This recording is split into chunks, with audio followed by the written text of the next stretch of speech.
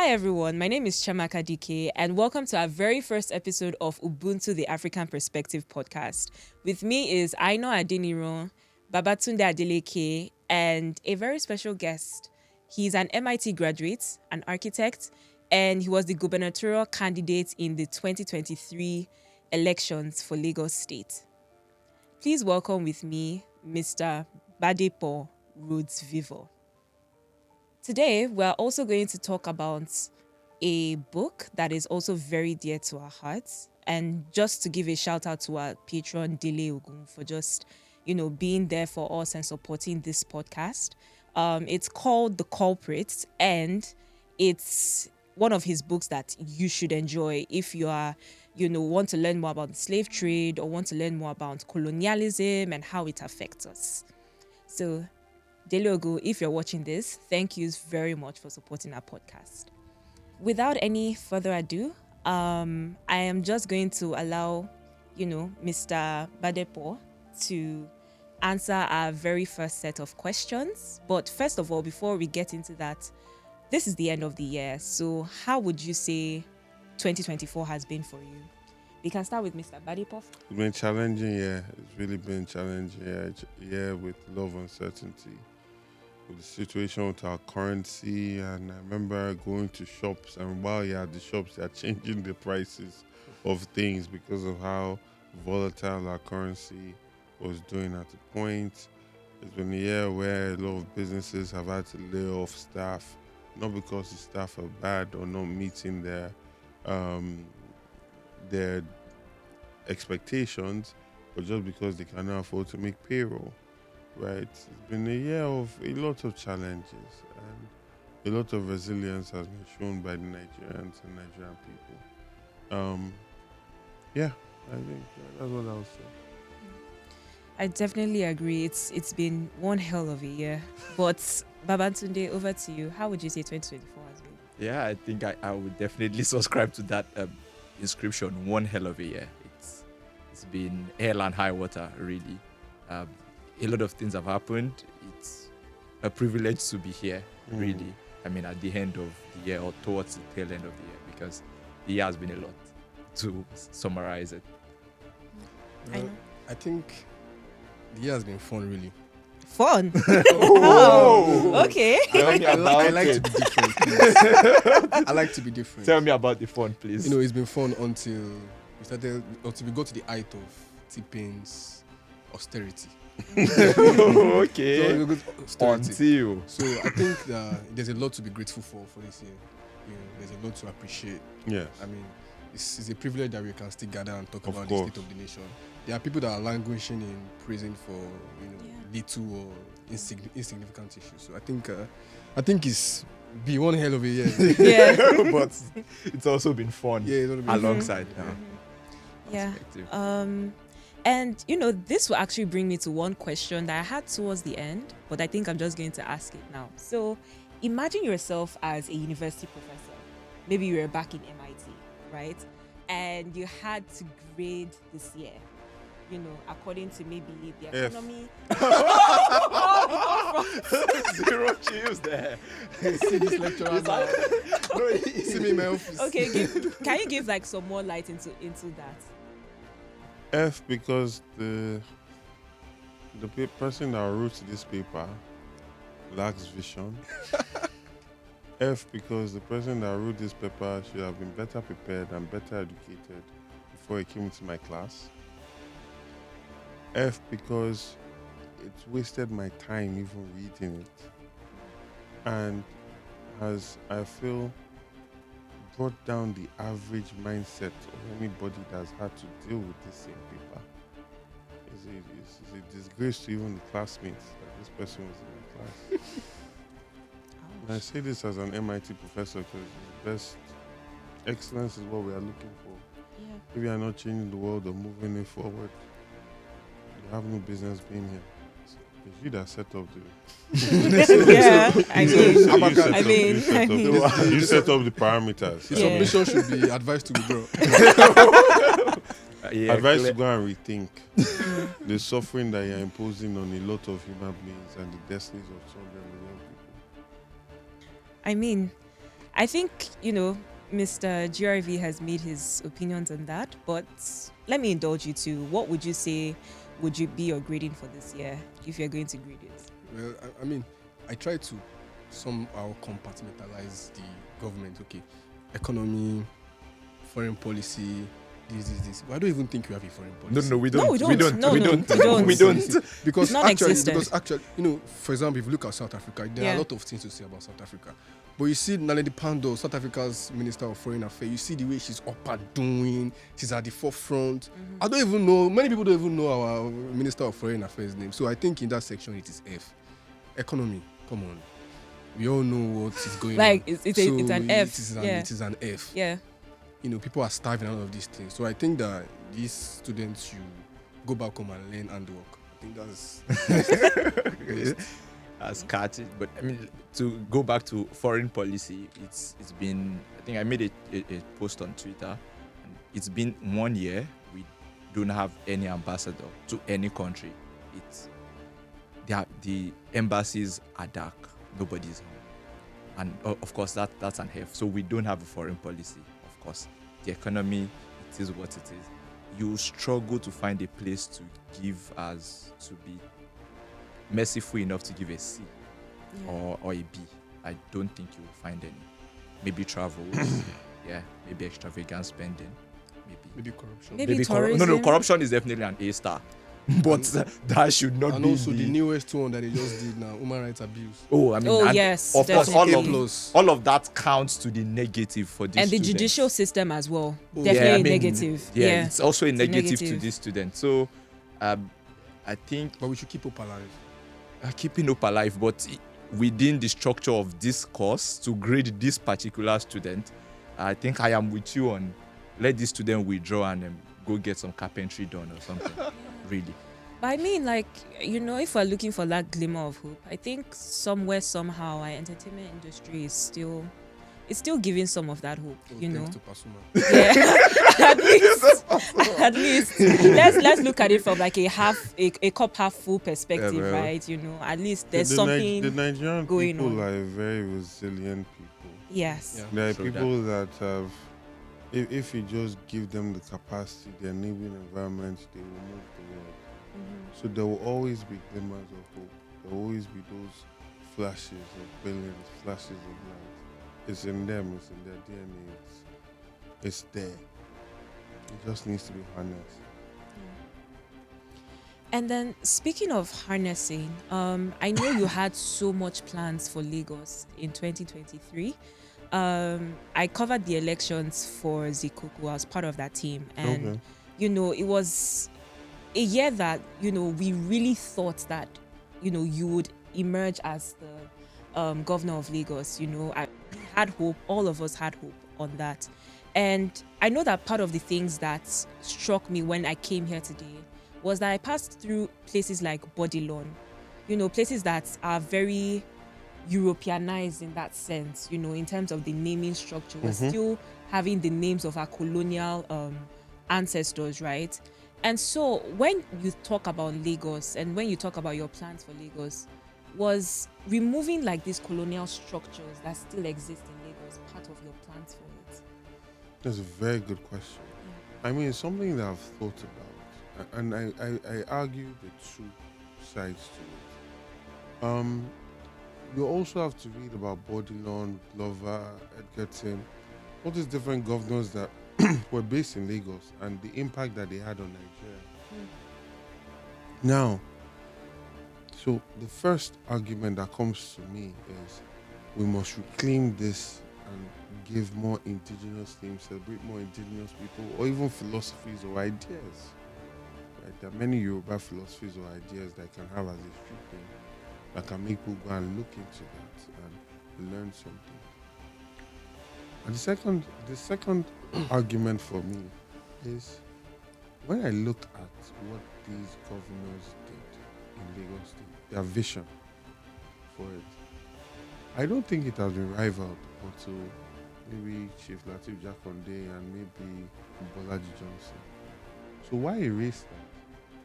Like, if you've had governors that has really shown that these people are bad people, I mean, go and look at the canal network that these people built. Edgerton, Glover. Go and look at the width of those canal networks when it was not even needed. They built, right? And the level of development that they also brought. So it's more than just these were our colonizers. What impact did these people have? And if you feel that even if you give it 6/10, then maybe it's not worth erasing that. It's part of our story, whether we like it or not. Regard is part of our story. Bodman is part of our story. Glover is part of our story, right? So I've not yet made up my mind. I'm still thinking about it. History is not just about the part of history that you love. It's also a part that you don't like. And what kind of lessons are you going to learn from it? What lessons are you going to give to your kids? Children should be able to go on Bodilon and say, Daddy, this is not a Nigerian name. Why is it this name? And Daddy is supposed to be able to have the conversation about Bodilon in the car and talk to that child about how if the Yoruba nation, the Yoruba people were not fighting for so many years and built a proper confederacy, we could have had a strong army that would be able to repel any force. But then we also reduced because a lot of them were selling themselves. These are history conversations that should be had. That should not be swept under the carpet, right? If we did not lose millions of able-bodied men, because think about it, it's like a market for commodities. The stronger a man is, the more money they'll pay for that person. If you did not empty out so much of your resources, you would have had a solid army that would be able to do a lot of significant things for you. So, I mean, it's all part of a conversation that's linked. It's not just one. It's linked. And whereas the people need to now look, okay, what's our vision, right? And I like that you asked this question because obviously it's a surface thing, like renaming streets, but it's a deeper thing as well. It's very, very deep. It goes down to our understanding of ourselves, understanding of our history, how that history is being taught in schools or not taught in schools. What is the narrative and programming we want to give to our children to move forward, to make them great Africans? And you have to now decide how this renaming is going to tie into that vision. And then, speaking of renaming, I don't know if anyone here has been familiar with the news that I think the current governor, Sanwo-Olu, is planning to rename some streets. And then some of those streets, I think one of those streets is even his name, Sanwo-Olu. No, really? Yes. I didn't know. I actually saw like a newspaper clipping of that. It's a local government chairman who is saying they want to rename some names. of those streets. Yes, exactly. The local government chairman, I think somewhere in Ajami Faludu. Yes. I think I read that. Yeah. That's right. For me personally, for this renaming thing, I think it is, we can make arguments that it is surface, but I think that it does a lot to our esteem, our pride as African people. For example, now let us talk about Congo. After Congo gained independence, it's the sensible leaders that Congo had that time. They knew that it was improper to have a monument named after Leopold. Of course. Leopold Weil, all of this, Stanley Weil, Henry Morton Stanley, that was the person, that was the geographer that came to set the stage for Leopold's colonialism. And so I feel like it is very important that not only should we make arguments for this, I mean, it's also important that we rename these things. There's nothing bad changing Bodilon to Lumumba Avenue. That's fair. Sankara Close. That's fair. But now, wait, I'm sorry. But you've brought up a very interesting point. Leopold is worse than Hitler. Yeah. The only thing Hitler had over Leopold was that he killed white people, not black ones. If you talk about the extent of evil and savagery, Leopold is far worse than Hitler. Now, if I was a victim of a Hitler or a Leopold, of course I want to erase all of that. And that's where I came in. I said, you have to look at these individual governors. Did they add or subtract? And should they be part of the story? Right? We cannot... Let me think about it. I'm not saying we. I will not want to just use a blanket to cover everything. But I also understand that, as a people, if we are redefining ourselves, that is also a way to go. We can say we want to. I love what you said. Remove Bodilon, name it Sankara. Remove Bodilon, name it Lord Macaulay Street, Herbert Macaulay, because these are people that added value. At the end of the day, you want the name of a street to cause memory of a person. Lumumba Street, Sankara Street. Yeah. To You stay know? indigenous. Yes, you can be indigenous and put it like that. And then people will look up that name and see this is the positive thing that they added to our society. And it doesn't even have to be a person. It could be an idea. Yeah. Like I Omolo said. Be a philosophy. Exactly. Yeah, You know, and so But I that- have a question here, right? So I feel like, all these streets, before Bodilon came, there was an African that was actually like inhabiting that street. Why don't we dig back to find out what exactly the family name of these people Yeah, are? easy. Like, it doesn't have to be like a notable Nigerian or Yeah. like a Nigerian Or from like- history. So I think They're just giving them back their heritage. yeah, most of those lands belong to families. Yeah. Right? So there was not really a street per se, and so then a street now came. So one now needs to look at the age, the age of how old that street is, when it was actually named and all of that. But again, I think this must go into a holistic plan, so it's not scattered. It's like what you're talking about in Jeremy, if you're looking, that almost is trying to take on an ethnic kind of tone, as opposed to being something that's holistic. So when I talk about holistic, I'm talking about the education and the curriculum of history. The history. So for instance, in Lagos, every child that's in Lagos should be able to learn about the history of Lagos. Now, what is the history of Lagos, and how are you going to tie that into the former governors that were there, the advantages, the things that they developed, versus the things that they did that were bad? And if you feel like this particular person did so much wrong, rename that street and then make a thing of it. So you're now teaching the people the history, teach the impact, the negative impact this person had, and based on this, we're having a big ceremony where we are renaming this street Omoluabi Way. But not to not just be haphazard. That's the problem in this country, is that we don't really think big and holistic, because everything is connected. Everything is connected. And we must connect it properly. Yeah, so it's going to be part of the greater plan. It's going to be part of a bigger plan. Yeah. Okay. And speaking to your point of like African pride and just retaining that, we know about someone that's been very vocal about reparations, and he's on the set today, and that's Mr. GRV himself. He's been very vocal about reparations from colonialism and all whatnot. And we've also had someone that's not so much in support of reparations, and that's Kemi Badenoch, right? The woman of the hour, as you might say. She's made it very clear that Britain does not owe reparations to any of its former colonies. And so I want to ask you, Mr. GRV, what do you think about that, especially as someone that has been very vocal on this one? And as a Pan-Africanist. Exactly. What do you think? Okay, so first we must recognize that Europe built a significant amount of its wealth from the benefits of enslavement of Africans and a lot of other indigenous people, and also from the taking of resources without any necessary or fair price paid for those things. And we're able to finance the Industrial Revolution based on that. And we're able to develop to a stage where they are looking at us and saying we are underdeveloped. But we were developing at our own pace with our own resources, right?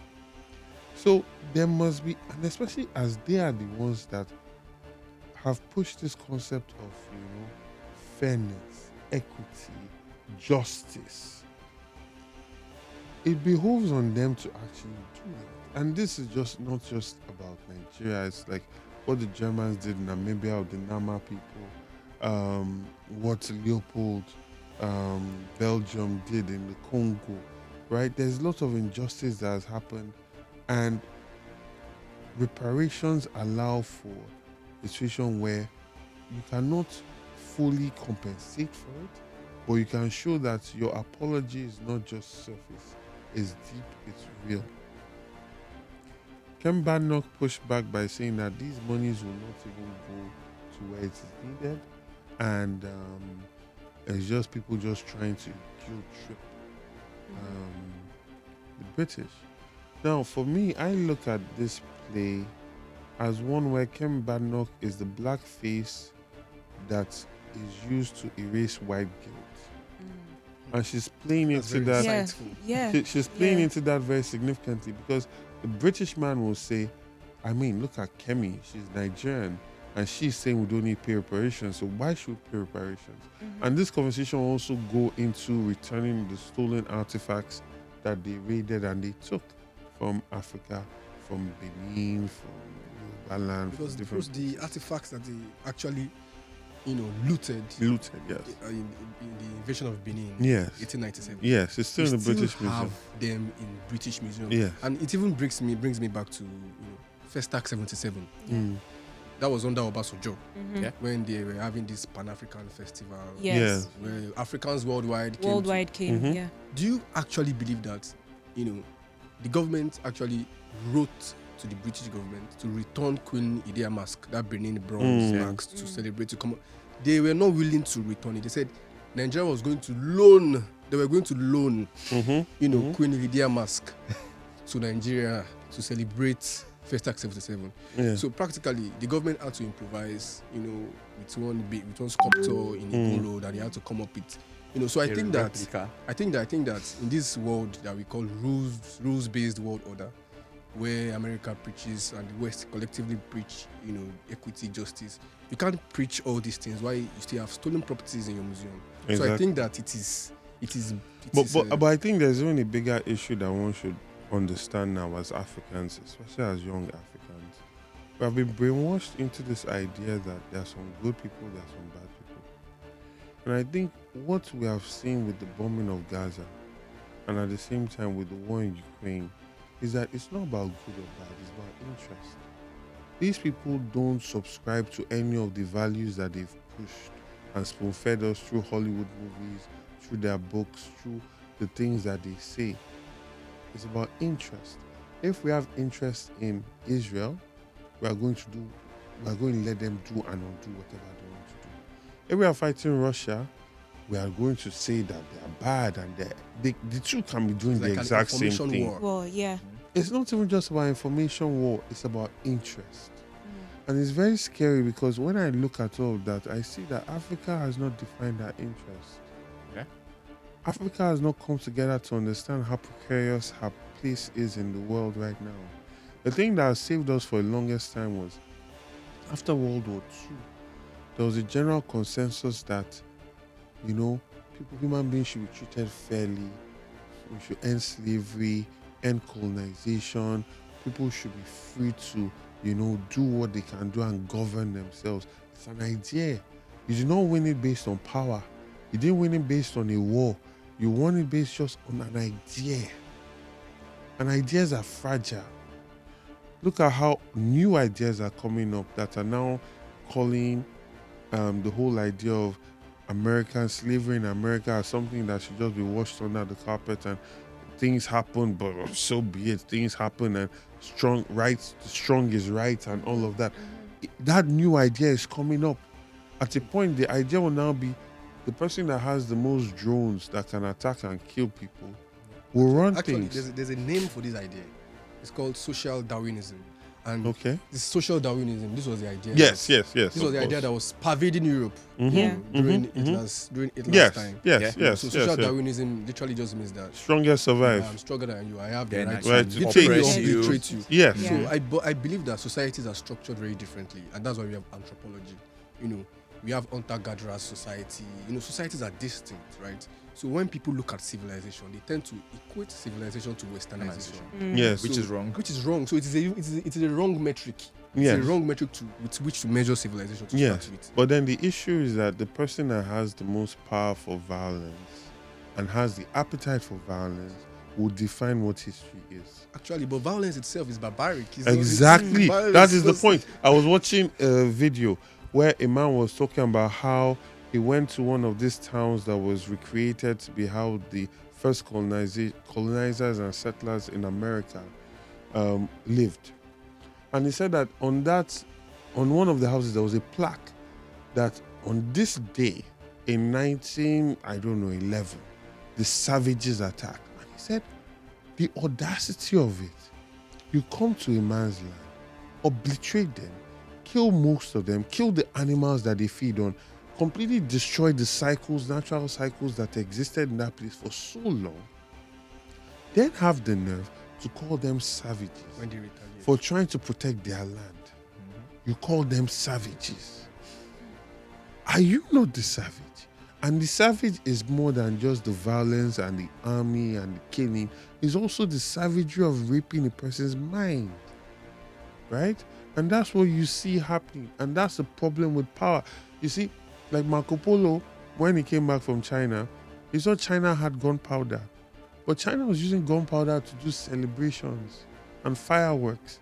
They saw gunpowder and looked at it for weapons. Psychology of killing. You understand? So that is savagery. Savagery. When they met the indigenous communities in Africa, in South America, these were people that were willing to give. They were kind. I remember this man. What's this guy that they say discovered America? Columbus. Yes. Columbus wrote in his diary Welcome. that they are so naive. They are so they will part with their jewelry. They are so carefree. They will give any stranger. They will give things. Welcome. They don't want to own things. That just with a boat and 20 men we can take over this place. And I was writing that as an insult. But for me, that is the highest form of Civilization. humanity and Yes, civilization.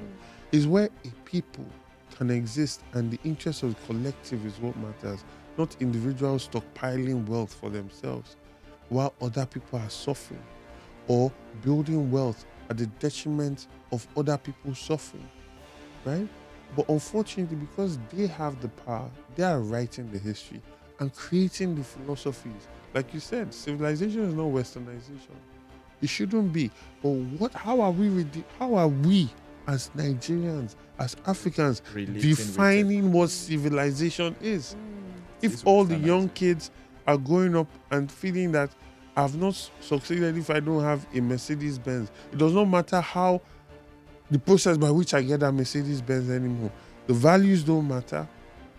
Constantly watching Hollywood TV, you go into most people, they're watching CNN or Al Jazeera if you are lucky, or BBC, right? Where is our own knowledge? Where is it? And that's why I'm so proud of the things that you guys are doing. That's why I'm here, you know? So anyway, sorry, I could talk about this the whole day. Next question. Well, something that struck me, sorry, before we go to the next question, something that struck me was when you said that, Africa has so much to offer right now that they are not realizing. And I think the reason why is because we depend so much on foreign aid still, right? The fact that lack of foreign investors this year is already making everyone go helter-skelter. Like, okay, what are we going to do in 2025? And I think it's part of these things. Like, when you're so dependent on foreign aid, you can't actually look back into yourself and think, okay, how can we spread African knowledge? Because you're still dependent on the powers that be, on your colonial masters, right? Quote and unquote. So where exactly can we draw that line? I don't know if you get what I'm trying to say. I understand Yes. you 100%. Yeah. Now, the first problem is we have had, mainly after Obasanjo, good luck Jonathan to an extent, we have not had visionary leaders. And I start with leadership because the leaders will know to redefine your curriculum. The leaders will know. Look at the impact Thomas Sankara had on Burkina Faso in 4 years. Even just changing the name from what was it before? Upper Volta. Upper Volta to the land of the upright. There's something it does to your esteem. You know Yeah. what it does? And then not just that, it's not surface. He lived an upright life. He was exemplary. He was not sitting there in an office driving the biggest I cars wasn't even using AC. and telling people, no, they said they should give him loan. He said, no, we don't need your loan. We don't want to be tied to this new form of slavery, which is slavery by capital and debt. So we are going to build, and he will go into communities, and they will lay the tracks, the train tracks with those communities, use local labor, and he was there with them. That is how you build. When you are dependent so much on debt, and then again, see, if you have a good leader that can take debt and use that to fuel growth, there is nothing wrong with that. Yeah, good debt. But when you have leaders that are taking debt, they don't care because it's not them that has to pay. Yeah. It's not from their personal The biggest pockets. scam of this debt is, I discovered this is the biggest scam in the last administration of Muhammadu Buhari. They take loans for conditional cash transfer. I've never heard something like that before in my life. Yeah. You know, these So people you don't- see, they're these not- monies just end up in people's pockets. They're not Yeah. creative. And that's the problem. So I go back again, visionary leaders. And then also when you look at the people are voting based on ethnicity, on tribe, on things that have zero or nothing to do with the economy, with their own personal lives, the education their children get, the healthcare system that they would experience. They don't care. They're voting on tribe and religion. Meanwhile, look at Israel. Israel is not praying when they are bombing Gaza. Israel is not praying when they are fighting Iran. They have an iron dome. Have you thought about the kind of science and investment and research that must go into a system that can go and hit a missile that is in the air, coming at high velocity towards them? Do you know the kind of science that involves? The kind of technology that involves? By the time you are doing all that, you don't even have time to pray. The Lion of Judah is not the one that's spawning those things for them.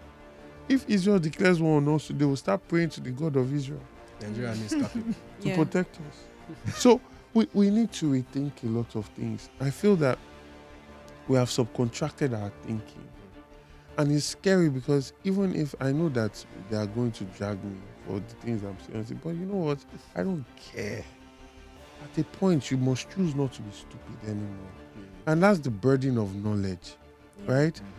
You it's like Prometheus. What's the story of Prometheus? That he was tied to the rock because he brought fire to humanity. We must start to think. We must start to look at a vision that will lift all of us up. And not just about, oh, our economy is good, we are doing well. But you know, what are our defense plans? We have been colonized. Our country has been raped. If any serious army in the West get together and say they want to invade Nigeria, want to invade Africa, we are done. It will be easy. In Too 2 easy. days. Yeah. Meanwhile, these people have lived in peace for most of this century. Look at the money they spend on defending themselves. Who is attacking them? Then we that have been the victims of so many things. What are we doing? I think this is a pointer to Africa must unite. Yes. Yeah. Africa Yes. is really not only economy. See, Africa is very important in the geopolitical stage, and a very tiny country like Ghana cannot. A tiny country like Ghana cannot stand or speak for itself Of in course the global not. stage. So there's supposed to be a coordinated one African foreign policy. Yes. So the way we are divided now, we are easy to be conquered. You know, we now have African nations that have been conscripted into pro-Western alliance. Yeah. Some are Eastern pro, and yeah. Pro-Russian and alliance. pro-Russia. So this has been Alliances. catastrophic for us since the Cold War. Yeah. And we are still facing the residue of Yes. Cold War today. Yes. Yeah. That's Yes. right. That- Because and it's back on. you can see what our president is. You know, I think he should know the road to France by himself now. No, definitely. I mean, you can jettison the pilot and just Yeah. go by him. It's been there too many times, way too many times. So we're just looking at the optics, but do we actually know what is happening to our country behind closed doors? Of course. Of course. It's right now that they're kicking France out of the Sahel region. Exactly. And the whole Franc-Afrique situation that they're dealing with. And Nigeria obviously is a darling to them now. But again, it goes back to the idea of we do not have visionary leaders. Because all of us, most countries in Africa, have the same story. So we should be able to align on that story, on that shared experience. And you think about it and see, like, it's in our interest to be able to defend ourselves. By the time, there was a famous quote that said, if I bring, I cannot say, I'll just try and paraphrase it. If I bring if I come to a fight and both of us are unarmed, we can talk about fairness and equity. Yeah. If I come to that fight with a gun and you don't have anything, we'll talk about my interest and what I want. So you'll be able to even put yourself in a situation where you can actually have you as Africans, we cannot continue to beg the good-sided nature of power. That's all we are doing. Power is brute. We are constantly appealing to the positive side of power. How long are you going to continue doing that? Before some people will just wake up and say, listen, why are we even paying money for this people's crude oil? Why are we paying money for their They can diamonds? do that. We could just take They've it. done that in Syria. We could just take it. Why? We'll just take They've done it. that in Libya. We'll just take it. Human beings are there. Okay. Now we are in the world of AI. They are building robots and everything. We control the They don't even need, at this point, they don't even need human beings for slavery. They are building robots. So we'll just send the COVID variants to wipe them out. Let them go and pray. Take their land, use some resort and everything, drill their oil. They'll say we can never drill our oil ourselves. I mean, look at them. They can't even refine their oil themselves. So is it because, Churchill said it now. Churchill said, because a dog has been in a stable or a horse manger for so many years, does not mean that place is the birthright of the dog. If a stronger animal, stronger force comes into that place, it is okay and acceptable for that dog to be displaced. He was using that to talk about colonialism. And they are right. Might is right. Now, the victims of that, the biggest victims of that, are just there constantly, hey, please give us money. Yes, please protect us. Please, we cannot solve our problems. And if I could look around and see the Nigerians were not intelligent, if genuinely I believe that Nigerians were subpar intellectually, I would understand this, and I would resign to the idea that we are not really all there. But I've schooled in France, I've schooled in England, I've schooled in America, I've schooled in Nigeria. We are brilliant human beings. We are fantastic human beings. I think that's right. We are. No, forget so. I'm not trying to gas us up. I know for a fact. You put them in any class, they are outstanding people, right? So I know that if there was the right environment, Nigeria would be a superpower. Nigeria would be a superpower. When I think about how come North Korea is able to defend itself with all its weapons, it has been locked away from the world for so long. Look at Russia release a supersonic missile that cannot be stopped with any iron dome because it's traveling too fast. With all the sanctions on them, in that cold, they're able to create all of that. You think we cannot do that? We cannot create, we cannot invest in our engineering and our technology? It's because we don't have visionary leaders, and that's just it. So to my next question on France, I know we've briefly mentioned France here and there, but this year has also been interesting in the sense that a lot of francophone countries that were originally allies are now starting to back off from France. They're starting to dissociate, but you see Nigeria going the opposite way. They want to even associate more, and you can see Tinubu having his romance with Macron, and all of that is happening. I was even scared when Macron had to create an all-white band playing P-Square songs. I was scared. What's happening to my country? What's happening? Really, because it also shows the death of quality leadership that we have in Africa. So, and this actually, it's made me really, really crazy last year when there was a coup that happened in Niger. Yeah. And that was the first diplomatic goof that this APC-led government of Bola Tinubu actually made. Yeah.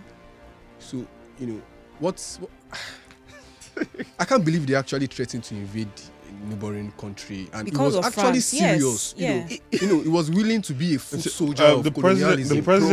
The president would have invaded with an underarmed army if the North was quiet and approved.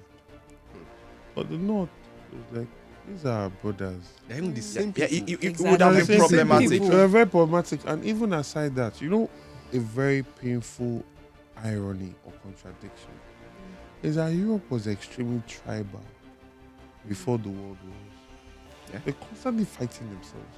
That's right. This king is fighting this king. I mean, it was intense.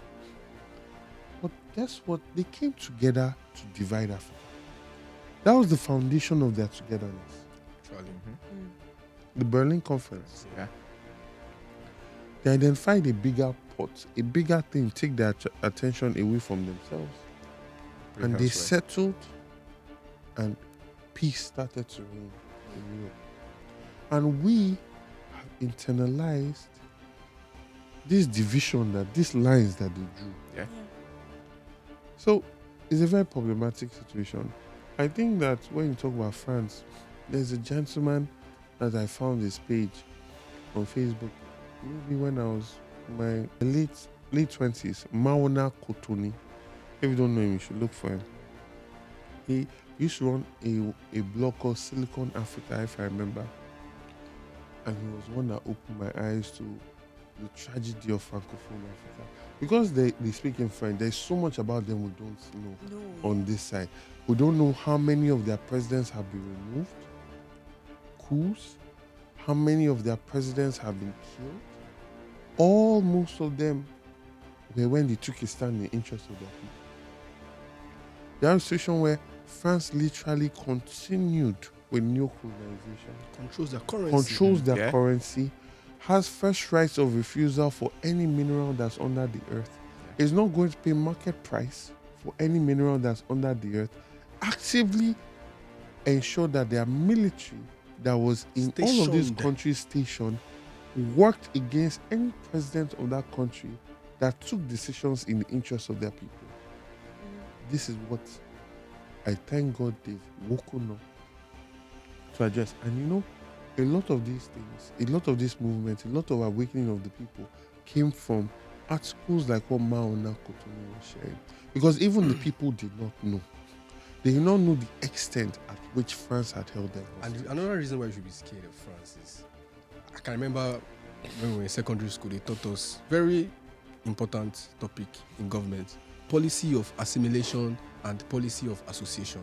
So practically, the British policy of colonialism was association.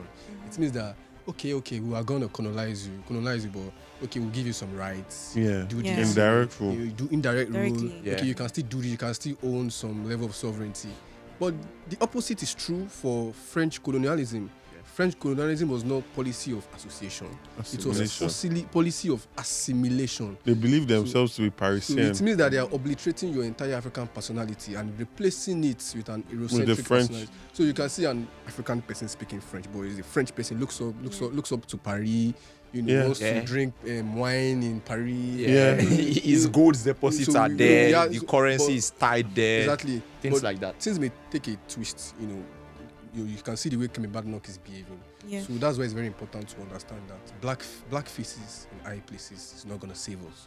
There are so many Africans that have been conscripted into the calvary of colonialism, and they have become foot soldiers. You can see Tinubu that was willing to send Nigerian army to go and die for France. Niger. So come on. So the president of Burkina Faso, Ibrahim Traore, calls them slaves of Salon. People that are willing, the house Negroes. They love the master more than the master loves himself. And I think we should be wary of and more than their own brothers. And I think that's why it was important that they not kicked. Because I think that northern Nigeria is that one place that is like they don't see all of those boundaries. Yes. It's invisible to them. They are from Castina, you can enter Niger. They are northern people that do business. Their brothers, their cousins are in Niger, and they're like, if you go on this war, we promise we'll stab you from the back. And I think that was one thing that brought common sense. Another thing is Islam. As a unifying force. Islam is a unifying force. As a unifying force, all the way from North Africa down. This territory could have been in the hands of Britain or France. It was a matter of providence. It was a matter of providence. So we're basically the same people that were colonized by different groups of people. Exactly. So these borders, these lines are meaningless. And that's why it pains me so much, during this Miss Universe something that South Africa actually removed an African, forget ethnicity, removed an African woman and replace that with a white woman. Yeah. So with this whole South African thing, I remember I've written articles on that on my blog, The Hopeful Nigerian, and I liken this idea to mental abuse because unlike other African countries, they had to deal with their colonizer for much longer time. And you know, South Africa is extremely beautiful, Yeah. Yes. and South Africa did not have mosquitoes. You know, mosquitoes really helped us. Yeah, Yeah. to really To chase them out. remove- What's the name of this to guy? chase This people out. guy that discovered River Niger. It was Yeah, a mosquito that killed Mungo him. Park, And yeah. Mungo Mungo Park. Park. He's not a serious person. Sorry, yo. Discovered River No, like Niger that for for them. Yeah, Yeah. because it has always been here. Yeah. So, because South Africa did not have that, most of their people, most of these colonizers stayed. Yeah, They did not want to go back. They stayed. I think They loved the place. So now these people had to deal with a situation where not only were these people staying and not going when every other person was leaving Africa, so they had to be oppressed for so much longer. Now think of the damage to their self-esteem, how they see themselves. And now Mandela came out and said it's a That rainbow reconciliation. coalition. So we are now all one. We're all together. And to be able to cope, they took on that identity. So when you are coming to say an Afrikaans person, not South African, you are giving the Africans cognitive dissonance. You are shaking the foundations on which they've laid their perspective on life. And it's a very serious thing. A very, very serious problem. that's South why Africans see themselves as South Africans that is attached to Africa. Yeah. Because that's the brainwashing that because happened South there. Africa is not even the name of a country, it's an address. Yes. Like It's Southern a Africa. sub-region. It's like So- saying I'm a West so- African. Yeah. Yeah. So they don't really see themselves as part of Africa. A lot of them, some do. You listen to Julius Malema. Yeah, Yeah, that's of why Julius course. Malema's You struggle see, is you know, proving difficult. Yeah, but you see that there are a lot of people, and it's not just in South Africa. Even when you go down to places like Namibia, Zambia, Yeah. where the colonizer still has a strong hold and remains, Yeah. they feel that they are special. They feel that they are better off than the Africans. Africans. And when you go there, you see their economy is better, level of corruption is much lower, quality of infrastructure they have is much better. So can you now blame them? But the thing is, and it is one of the key points that Julius Malema is struggling for, which is land redistribution. So let's even forget that South Africa is now an independent republic. Now all these economic power, economic structures that were held during colonial rule are still being held today. So many South Africans are still landless. Yeah. You know, they contribute significantly less to the economy. The and resources they- are and they- still in the you hand get- of the They colonizers. hold, very little percent of the land. And the same thing is true in Namibia.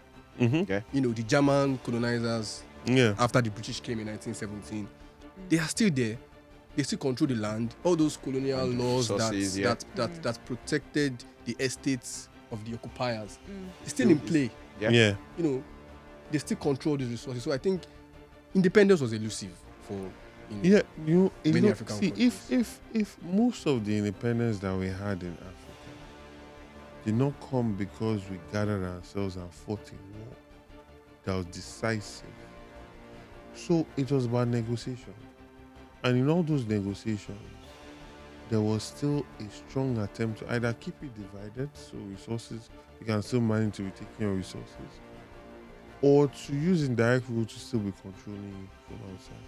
When you look at the War of Independence, War of Revolution between the America as it is today, and Britain, that was a decisive war. Yeah. A war that weakened one part and strengthened the other, right? So that it was now done. We are our own people, right? Make our own laws. It's very, very different.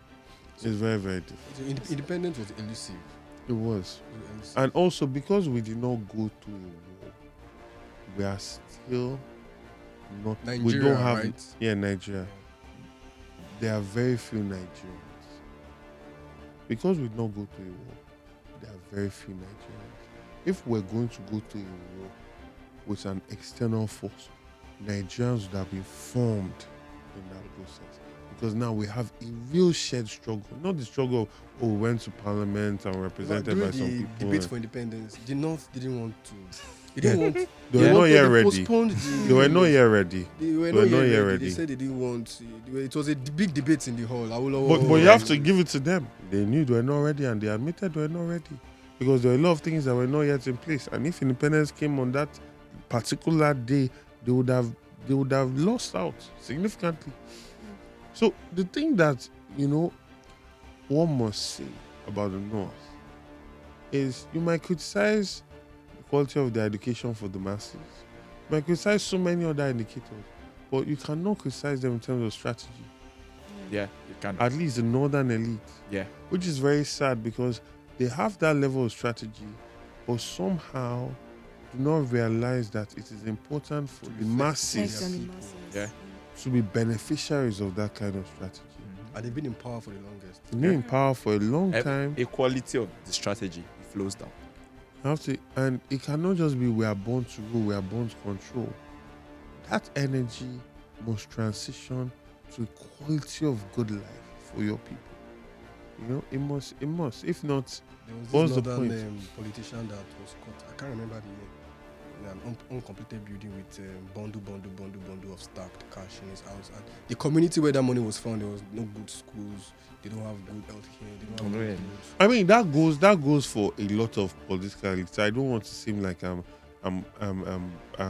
criticizing northern Nigeria without considering what's also going on in Nigeria. But what I'm saying is, if you look at the quality of strategic thinking from that point, you cannot deny it. Now, what I'm saying is that strategic thinking, because look at the indicators of Nigeria.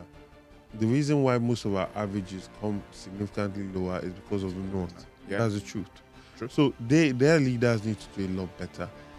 There's no point saying that you want to be dominating the army and being in control of the army and have all your people in the army, but then that army, because people are not going up based on excellence, based on their gallant nature, that you're just putting people and letting them rise to the top, and the army is pretty much impotent to deal decisively with Boko Haram and all the other forces that are affecting you.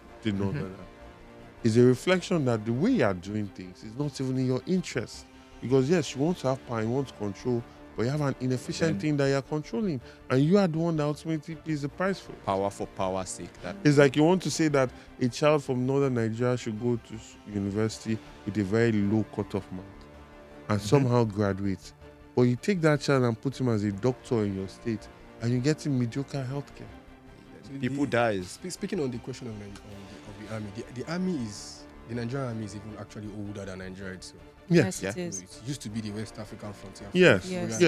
So when we, at the eve of independence, the colonial authority just handed over the colonial army to the independent republic. Yeah. So the colonial structure, how it was structured, still exists. The conscription, regional conscription, how it was structured, still exists today. So when I tell people that the architecture of colonialism still reverberates. All right.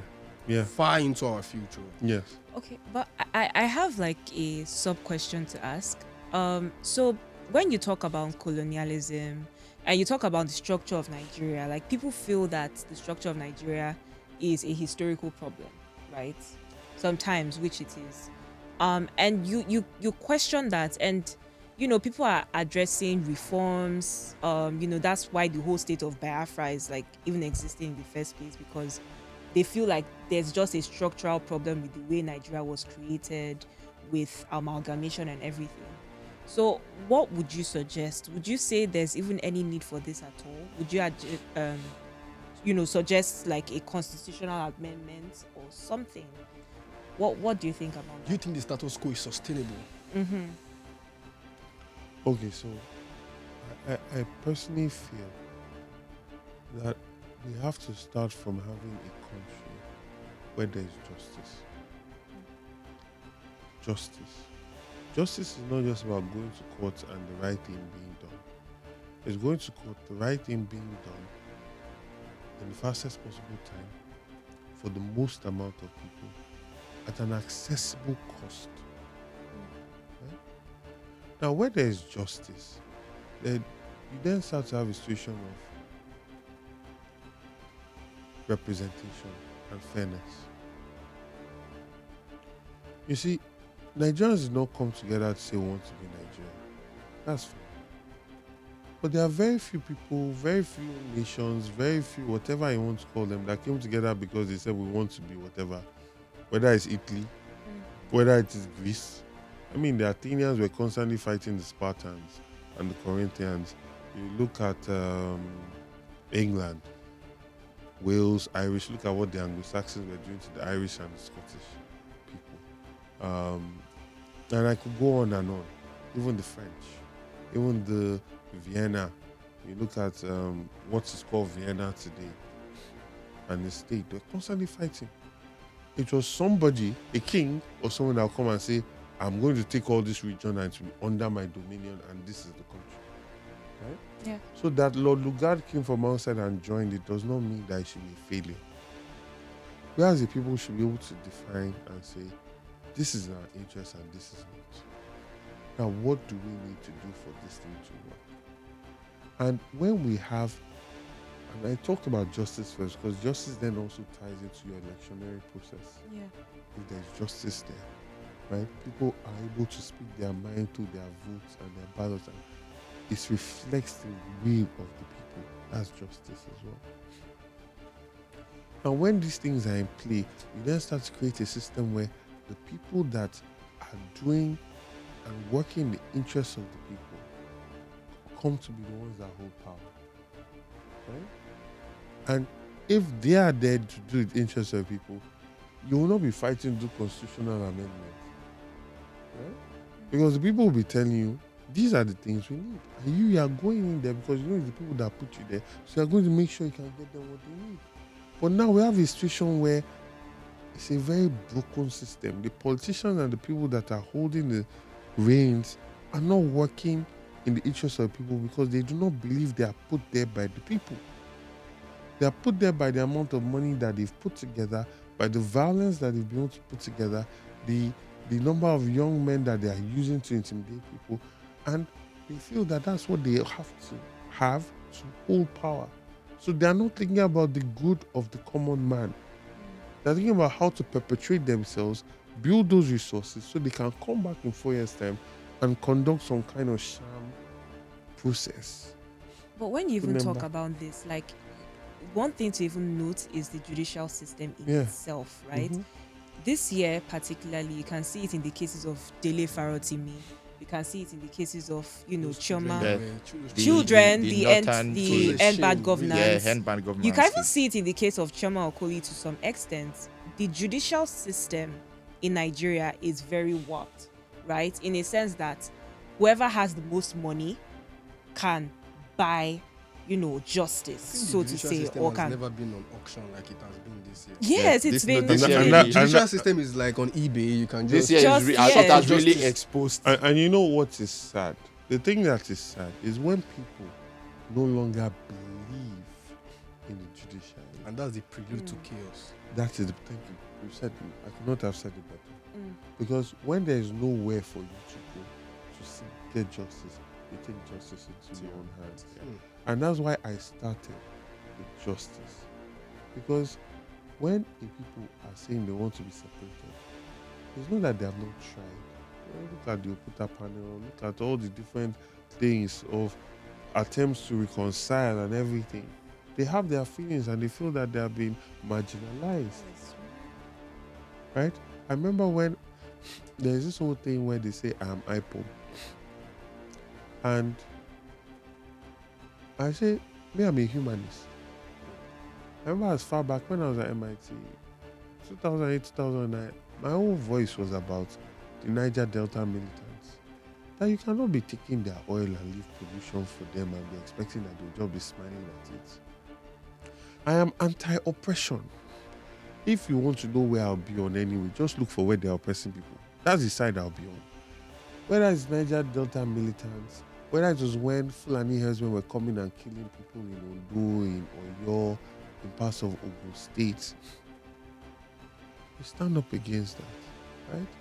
And there was a time where in the southeast, people at every roadblock, it was like a military occupation of the place. People could not travel freely.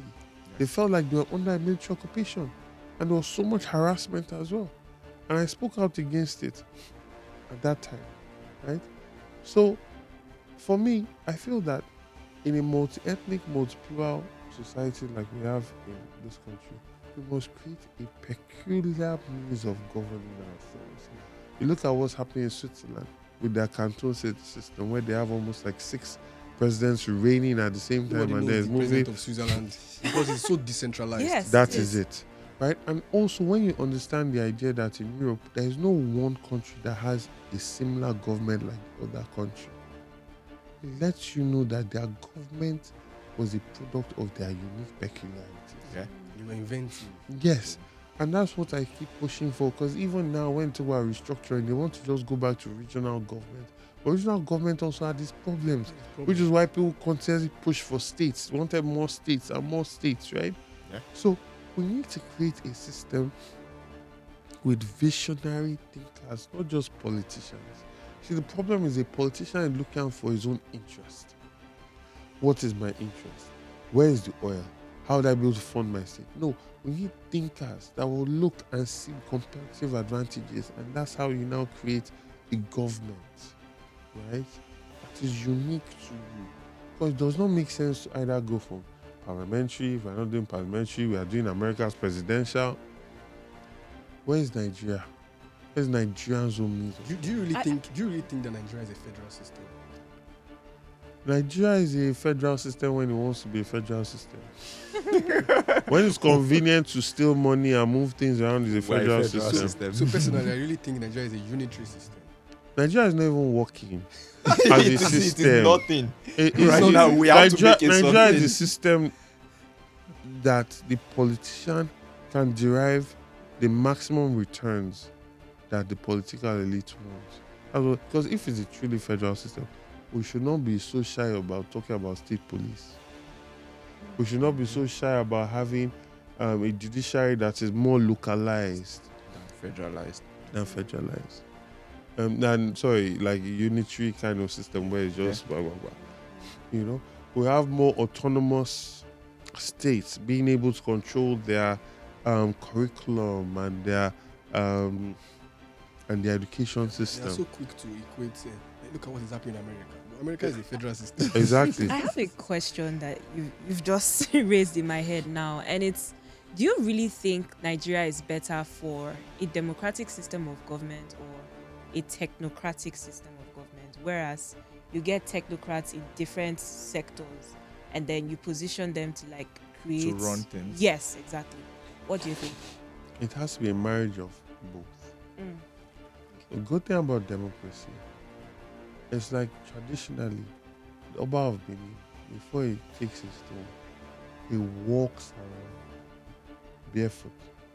The idea is to build empathy in the people that you're going to, for the people that you're going to rule. You know this man lives here. You know what he's about. You know his challenges. So that when you're in your palace and you're not coming out to see them anymore, you can move with sense.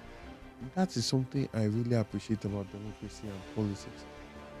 If I believe that my power is coming from the people, I go and meet them. I go and campaign to them. I listen to them. I listen to their problems. I know that in this ward, in Ekpe, these are the issues and challenges they're dealing with. I know that in this riverine community, they've never had light. I know because I'm moving and I'm talking to them. Yeah. Now, the technocrat does not have that advantage. Technocrat has built his career and his work in the office.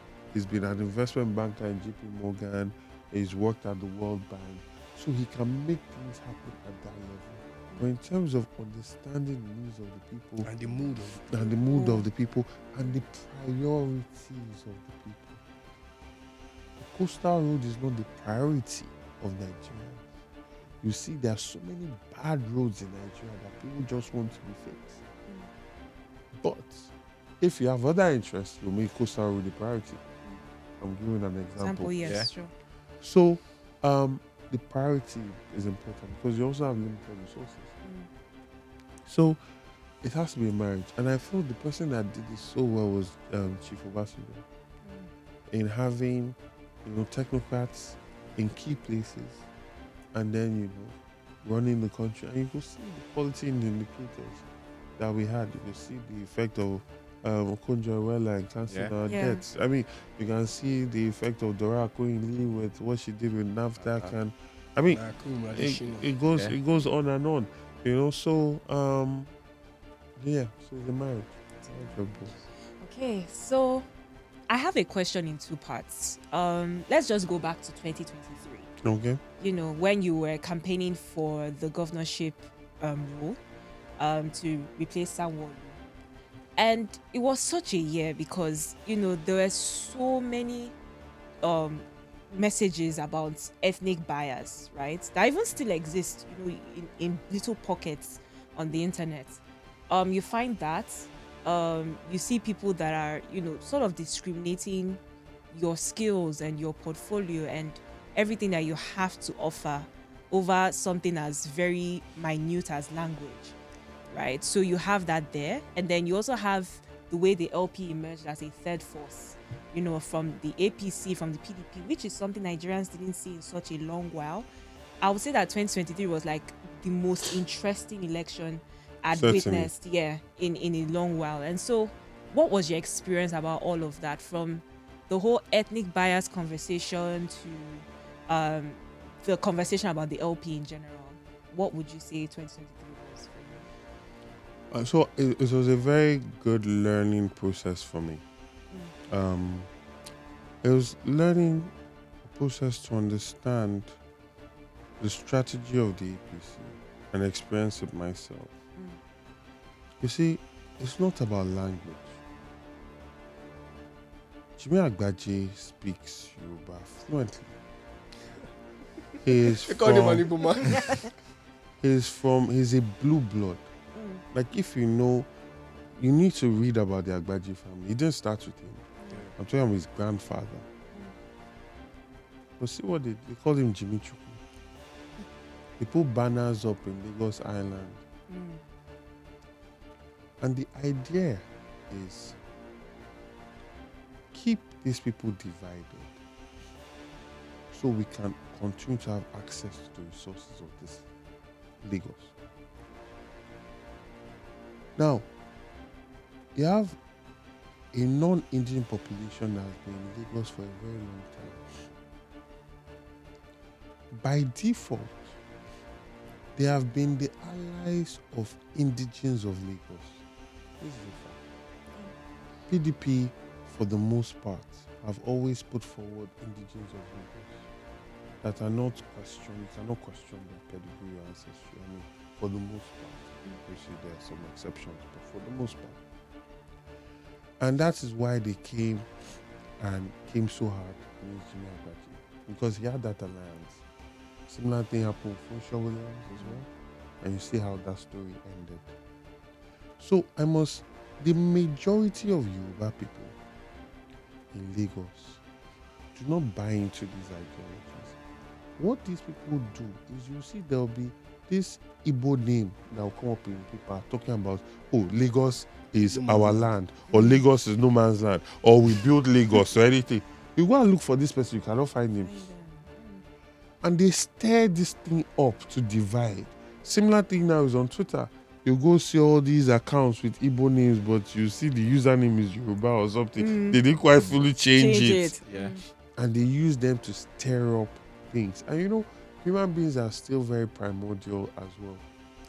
When another group of people are claiming something that's affecting their ego, they get worked up. But it's all about strategy. It's their strategy. Keep us divided. That is why till tomorrow, they still have PTSD from NSAS. Because NSAS was not something about tribe, was not something about religion. Everybody came together and demanded good governance. And because they could not divide us, because they kept asking for leader, because they could not divide us, they could not say it was a tribe that was doing it.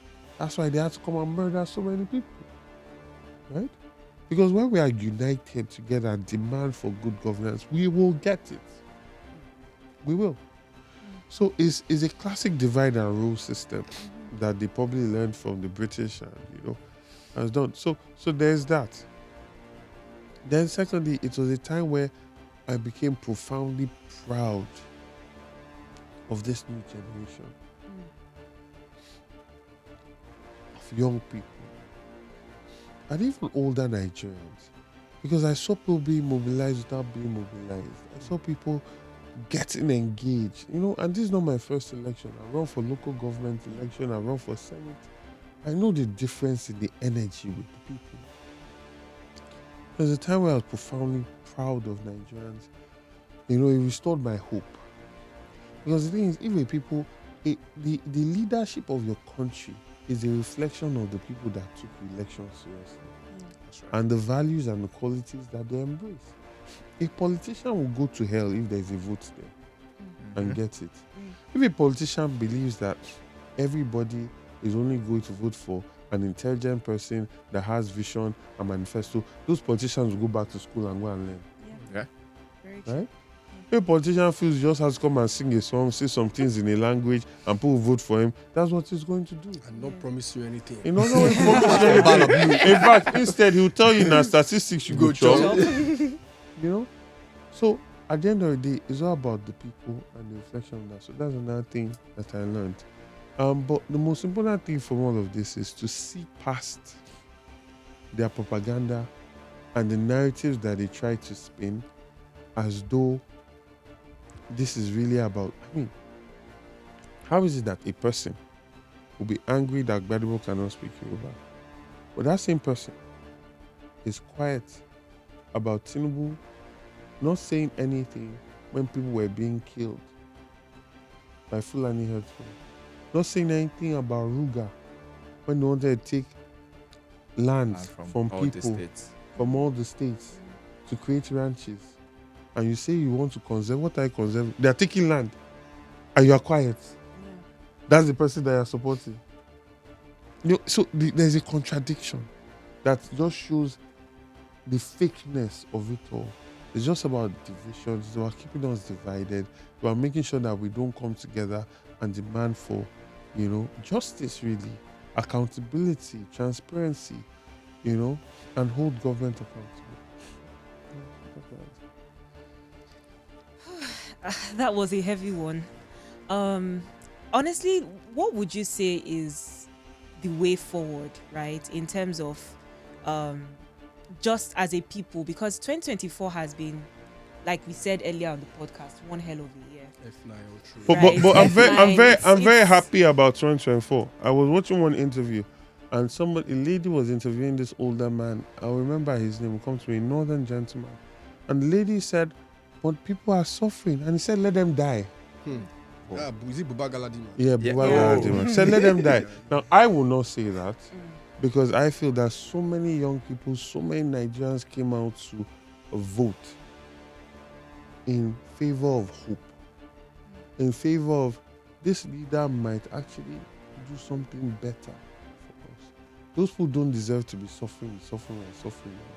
They don't deserve to be featuring in this TP remix. So I cannot say that I cannot say that let them die. But what I will say is there are consequences to elections. There are consequences to voting for a man without a vision. There are consequences to a man getting power because he says he believes that it is his turn. But then I feel like you saying that there are consequences to voting is kind of, relative, because we didn't exactly vote for this man. It was rigged. Point. Yes. That's my point. Plus, It was rigged. No. Okay, so this is it, and this is what I've learned. Election in this country, as we have seen it, we must embrace it as we have seen it. They lied to us that we're going to electronic transmission voting. They did not do it. Yeah. Now we should learn now that we are not going to be believing them anymore. Abi? But me, I don't believe them anymore. If this man comes to me with Angel Gabriel and Angel Michael on the side and say there's going to be electronic transmission votes, I don't believe it. So I'm going to that election believing that whatever must be done on that day to get our victory must be done. Right. That is it. Now, the second part to all of this is, what do we do as a people? The first thing is we must realize that we need leaders that we put in based on their ideas. Ideas rule the world. It's the truth. If a person cannot have ideas and a vision for his people, you will see that there's no idea and vision for you in his governance. So must get people that show they have love for the people, they have empathy, and they have intellectual capacity to dream of visions, holistic plans for their people. We must not lose hope, right? We must, because when we lose hope, they've won. When you lose hope, you are not holding them accountable. They can even do and undo and do even more than they even plan to. And lastly, we must understand the election for what the election is. We don't vote and go home. That election carries on till it is declared. The election did not start and end when you voted. The election has ended when they've declared. So we are not saying rigged, but you follow that thing all the way to collation center. That INEC official must understand that there will be consequences if that thing is rigged from where he's announcing it. This is why they could not do what they did, what they were planning to do in Kano, because they know that there will be consequences. It's not enough to play with the destinies of 200 million people and just wake up and walk away the next day as if you have not done anything. That time has passed. The people must go. They are the ones that voted. So their voice must be heard. When they go there and they see their voice not being heard, there must be consequences. Because clearly, there's no justice. And then you say, and then you tell somebody go to court. And then the onus is on you to prove that you won. When INEC should be the one on the stand, proving that they gave this thing. I mean, I had election results where they were T-Pexing and changing 12 to 112, changing 60 to 6. But do you know the process of proving that in court? Where do you start? Where do you end? So, is it the entire process to prove your case in relation to elections in Nigeria is already stacked against the person that's bringing the petition. It's stacked against the petitioner. So that also has to change. At least constitutionally, it should be INEC that should justify why they give the elections to that person. Because they have all the evidence. You always hear, oh, we are INEC office, we are trying to get evidence, we are trying to get paperwork, we're not giving to all that kind of stuff. But if we want, power is not going to be given to us. We have to take it. And we have to take it because most of these people, at least the quarter of their lives, they've lived it already. Young people are going to be facing the consequences of this people's decision for another 20 plus years. You are the ones with the most to lose. So we must do this thing and do it right. And then my final question to you would be, in this year that we've had, how can the people keep up hope? Because we say, okay, let's not lose hope. But how do you say that to a family that is suffering from malnutrition in the north, right? How do you say that to a family that is suffering from the consequences of, poor judgments, in courts, right? I wrote a story this year of Deborah. She's a 17-year-old girl that was imprisoned unlawfully just because she stood up for her mom when they tried to serve her court papers that the mom never even had to get, right? And so it's a thing where you start to think about these types of people.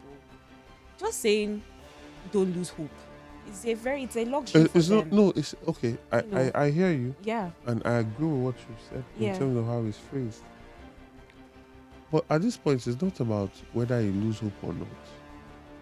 It's about, you see this suffering you're suffering now, you're going to suffer more. So you're going to have to decide what you're going to do about it. Because this bad governance is like a cancer. It only gets worse. I mean, we're talking about how bad Buhari was. Buhari is looking like a superstar right now. He is. Because I'm wondering how this man kept. I'm wondering how this man kept the currency at like 400 or less than 400, 500 naira to $1 for almost 8 years. Yeah. And then in 1 year, this man took it to 1,900. He said they are baby steps. So. Baby steps. 1,900. Look at, I remember when we were talking about occupying Nigeria, petrol, 90-something naira, blah, blah, blah. Look at what there was it is a protest today. for 90 naira. He led. Look at what it is today. That was 20. So the point is this. You are suffering. I understand you are suffering. But this suffering will get worse if we don't take a stand. This is the story of every country, every civilization that is worth mentioning in history. It's not because things are down that you now give up. Haiti that we're talking about before we started doing this thing, it was at their lowest points that they revolted and crushed one of the world's greatest armies. I mean, the Empire of England, the sun never set in it. We're defeated by Toussaint. Huh? Even leave Haiti, let's come to Nigeria. The empire in England, the sun did not set in it. That means that they controlled land mass to a point where the sun never set in the empire of England. Yet people like Macaulay were getting up to protest against colonialism. And they got themselves together, right? So it's not because things are going well that you stand up and fight. Because things are bad and I'm not going to take it, so I'm going to stand up and fight, right? And that's the mindset. So I understand what you're saying. Hope is a very, butterfly, good feeling. Okay, fine. Now, you're paying this amount. It's a fight. It's a fight for your life. It's a fight for your children. Because what is the point? My grandfather, I tell every interview I say this. My grandfather told my father how Nigeria was better in his time. My father told me how Nigeria was better in his time. Now I can tell my child that when I was dating your mother, I was changing 1 million to get 4,000 pounds.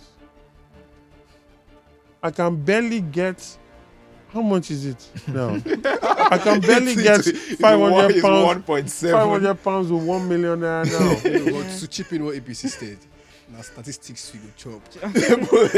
According to them, all these things it doesn't mean. It doesn't mean. The problem is that the same people are shouting Egbin power, That's the problem.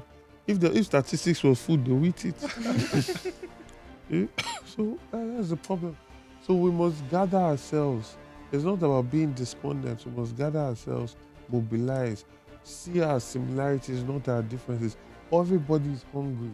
The Hausa man is hungry, the Yoruba man is hungry, the Igbo man is hungry, the South man is hungry. All of us are buying the same petrol price, some even more.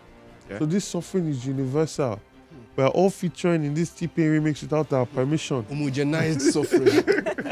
Right? So if all of us are singing the same song of hunger and suffering, let us look for somebody that will govern in the interest of all of us. And if that person does not do well, we remove him until we get somebody that will get it right. That's it. Because a mandate is you giving your power to somebody. After 4 years, you have the right to take that power back. But if you are distracted by, this language doesn't speak, or this man is from this place, or this man is a Christian, this man prays kneeling down, this man prays standing up. God gave us brain to solve a lot of problems.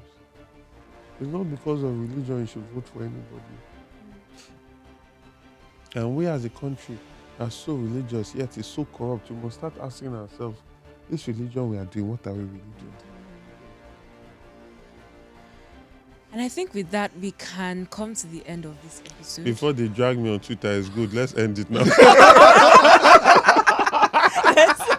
We can actually come to the end of this episode now. But I think one key message to take is not to be despondent, because it's in the lowest points that you can make the highest victories. 100%. So, wherever you are, in whatever little form, gather, mobilize, and make sure that you are fighting for your rights. You're not just taking the pain sitting down. In whatever instance, you are fighting for your rights and you're not backing down.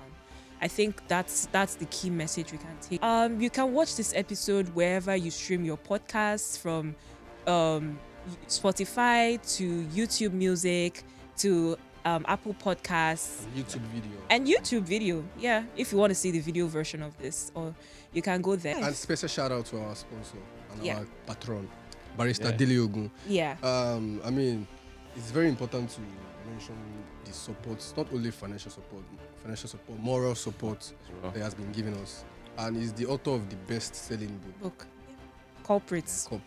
He wrote A Slave Ship Called Jesus. Yeah. So that very really important book. Yeah. So you should get his book, copy. And more Nigerians need to read books like this, so can start re-educating ourselves. Exactly. I mean, I think everybody should start from a fatherless people. That's like the story of Nigeria. Then you can go on and on. Because my favorite is the law, the lawyer, and the lawless. No, because that's really pretty much the state of the country right now. That book. I question Barrister a lot. Where do you get the inspiration for the title of your books? Mm-hmm. But yeah, I think you guys should also look out for a special episode soon that is going to come out on one of his books. Yeah, you should guess which one. You should guess which one. Yeah. Let's give it a suspense. Yeah. Okay. All right.